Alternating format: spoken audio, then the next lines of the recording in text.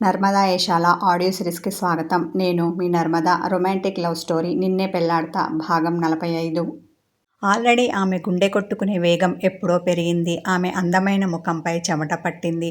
ఆమె చేతిని తన చేతిలోకి తీసుకుని దానిమీద చిన్నగా ముద్దు పెట్టి, ఎవరు వచ్చినా ఏమీ అనరు, వెళ్ళు ధైర్యం చెప్పాడు శిఖర్. నీకు తెలియదు బావా, ఇప్పుడు అమ్మ అనుకో నా వీపు పగలగొడుతుంది. ఒకవేళ నాన్న నాకు విషయం చెప్పడానికి వచ్చారు అనుకో, ఆయన ముందు నేనెలా తల ఎత్తుకోను? అనుమానంతో ఆయన చూసే చూపుని నేనెలా సమాధానం చెప్పను? నా వల్ల కాదు బావా, కావాలంటే నువ్వు వెళ్ళి తలుపు తెరువు అంటుంటే ఆమెను తలుపు వైపు తోశాడు శిఖర్. ఈ సైకో నన్ను ఇరికించడంలో ముందుంటాడు. నోట్లో తిట్టుకుంటూ తల తిప్పి అతన్ని గుర్రుగా చూసింది సంయుక్త. చిరునవ్వుతో ఆమెను చూస్తున్న అతడు కొంటెగా కన్ను గీటాడు. మూతి తిప్పింది. తప్పదనుకొని చేతులు నలుపుకుంటూ వచ్చి తలుపు తీసింది. తలుపు తెరవగానే హ్యాపీ బర్త్డే టు యూ సంయు అని ఆమె తల్లి తండ్రి ఒకేసారి అన్నారు. ఆశ్చర్యంతో ఆమె కళ్ళు పెద్దవయ్యాయి. ఆనందంతో తన తల్లిని గట్టిగా హత్తుకొని థ్యాంక్ యూ అమ్మా అంది. తండ్రి ఆమె తల మీద చెయ్యి వేసి God bless you my baby అని ప్రేమగా తల నిమిరాడు. ఆమెకిదంతా సర్ప్రైజింగ్గా ఉంది. మీరెప్పుడు ఇలా చేయలేదు కదా, ఈరోజేంటి కొత్తగా ఇలా మధ్యరాత్రి విషెస్ చెప్తున్నారు? ఎప్పుడు మీరు నన్ను ఉదయం నిద్రలేపడానికి వచ్చి కదా చెప్తారు అన్న సంయు పెదాలు సాగదీసింది. వాళ్ళు నవ్వుతూ ఆమెను చూశారు. అయినా నిన్నంతా మీరు ఈ ఊసే ఎత్తకపోతేనూ మర్చిపోయారేమో అనుకుని చాలా బాధపడ్డాను తెలుసా అలుకగా అన్నది సంయుక్త.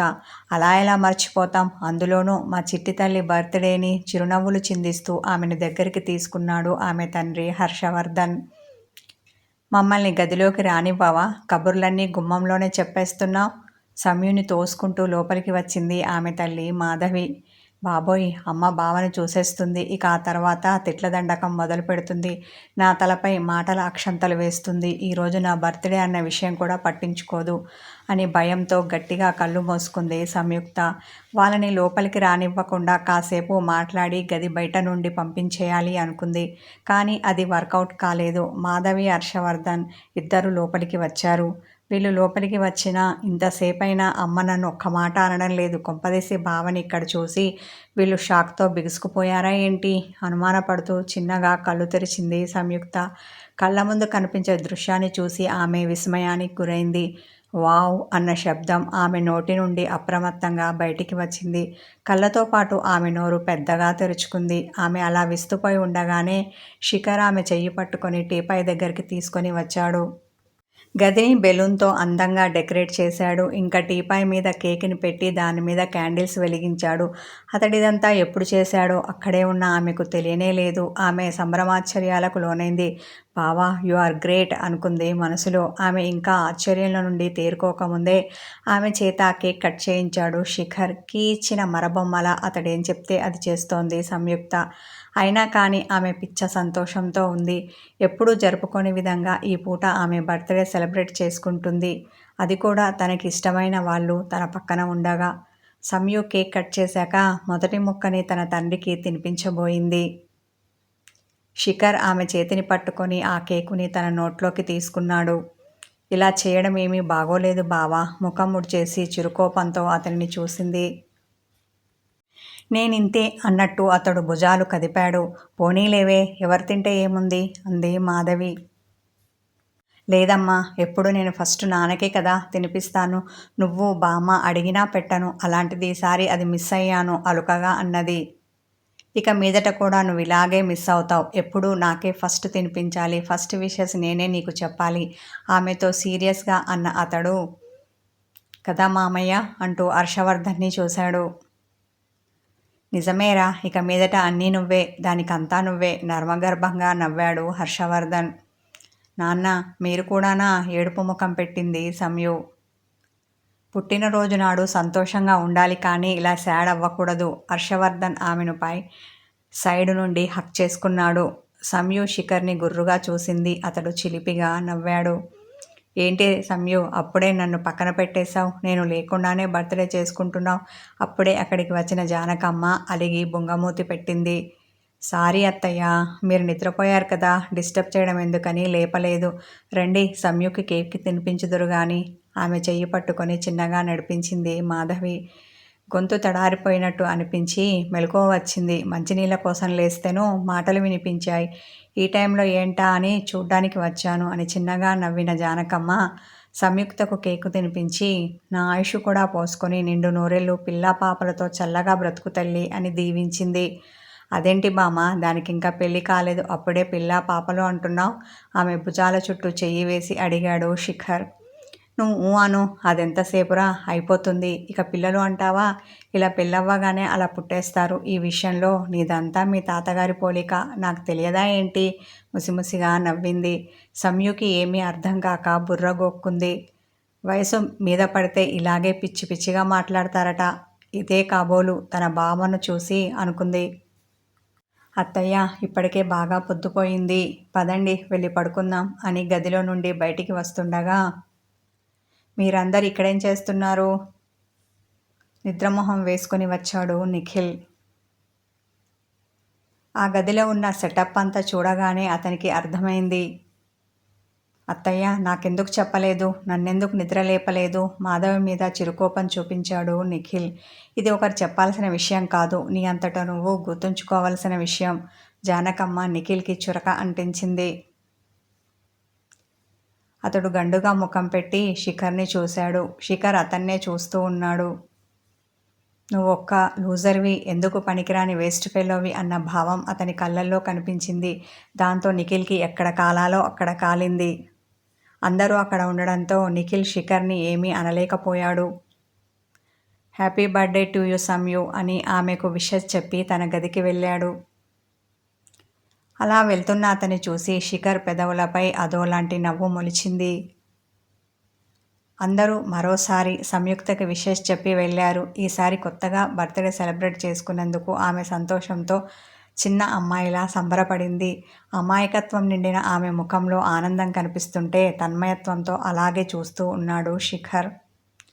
నువ్వేంటి ఇంకా ఇక్కడ, వెళ్ళవా? గదిలో నుండి కదలకుండా అలాగే మంచం మీద కూర్చొని ఉన్న అతన్ని అడిగింది సంయు. తల అడ్డంగా ఊపాడు శిఖర్. ఏంటి వెళ్ళవా? కళ్ళు పెద్దవి చేసి నోరు తెరిచింది. ఎందుకు వెళ్ళాలి?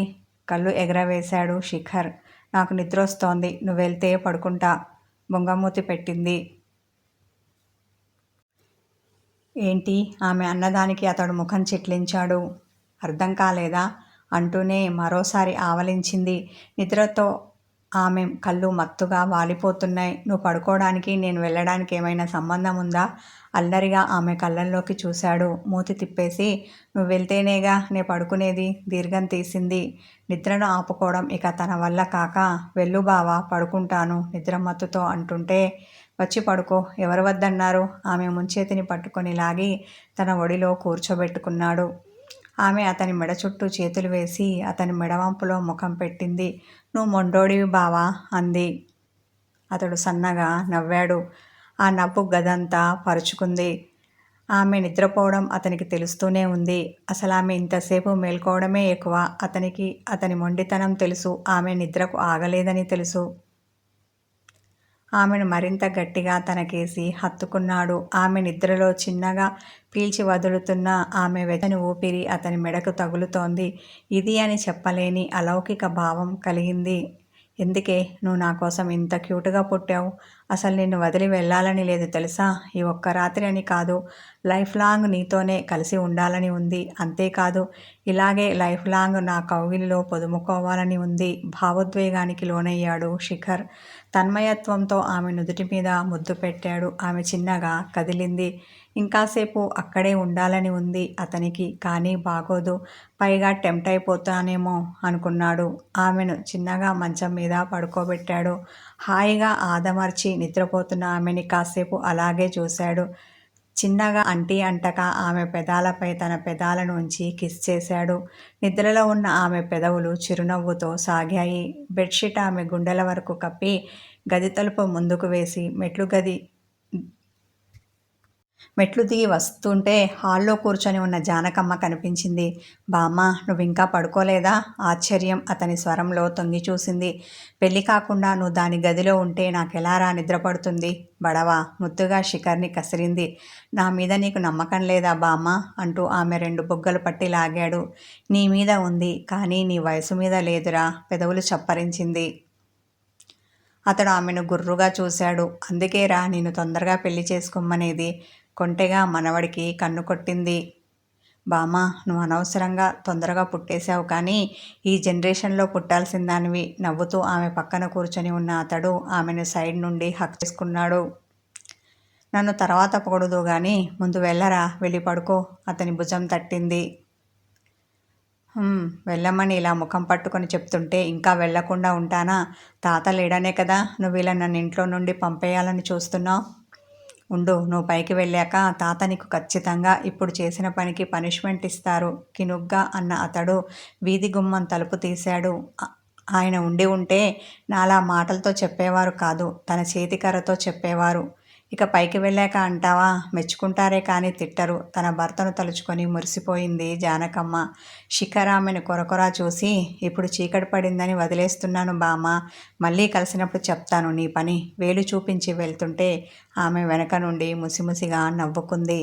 బామ్మ, అర్జెంటుగా సంయుని పెళ్లి చేసుకుని దానికేమో కానీ నీకే ముందు చూపిస్తాను చుక్కలు, వెళుతూ సరదాగా అనుకున్నాడు శిఖర్. అతడి ఇంటికి వచ్చి తన గదికి వెళ్తుంటే రియా కంట్లో పడ్డాడు. ఆమె కనుబొమ్మలు ముడుచుకుపోయాయి. ఈ టైంలో వీడు బయట నుండి వస్తున్నాడు అంటే ఖచ్చితంగా దాని దగ్గరికి వెళ్ళి ఉంటాడు అనుకోగానే ఆమె కడుపు మండింది. పగతో గుండె బగ్గుమంది.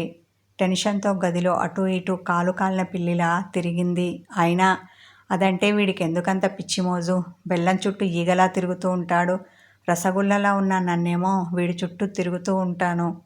అయినా నన్ను పట్టించుకోడు. వట్టి మూర్ఖుడు. ఈ పల్లెటూరి బయతును పట్టుకొని పాకులాడతాడు. వీడి టేస్టును. చాచా, అనవసరంగా వీడి ప్రేమలో పడ్డాను. వీడు నాకు దక్కుతాడో లేదో కానీ ఇలా పల్లెటూరులో పడి ఉండవలసి వస్తోంది. పైగా వీడు చెప్పే అడ్డమైన పని చేయాల్సి వస్తోంది. కర్మరా బాబు, కర్మ. ప్రేమలో పడితే అన్ని సుఖాలే అనుకున్నాను, కానీ అదేంటో నాకన్నీ కష్టాలే కనిపిస్తున్నాయి. బాధతో భారంగా నిట్టూర్చింది రియా. మనసు ఆగాక, ఏంటి ఆ ఇంట్లో విశేషాలు? నిఖిల్కి మెసేజ్ పెట్టింది. ఎప్పుడో నిద్రపోయిన అతడు ఆమె మెసేజ్ని చూడలేదు, రిప్లై పెట్టలేదు. వీడికి తాగడం, తినడం, నిద్రపోవడం తప్ప మరొకటి ఉండదు. వేస్ట్ ఫెలో, పడుకొని ఉంటాడు. ఇంతకీ నిఖిల్ దగ్గర నుండి మెసేజ్ రాకపోయేసరికి కచ్చాగా అనుకుంది రియా. అసలు దీనికంతటి కారణం ఎవరో ఆమె తలుపుకు వస్తుంటే ఆమెకు నిద్ర కరువైంది. అసహనంతో గదిలో తిరుగుతూ ఉంది. ఈ రొమాంటిక్ కథ కొనసాగు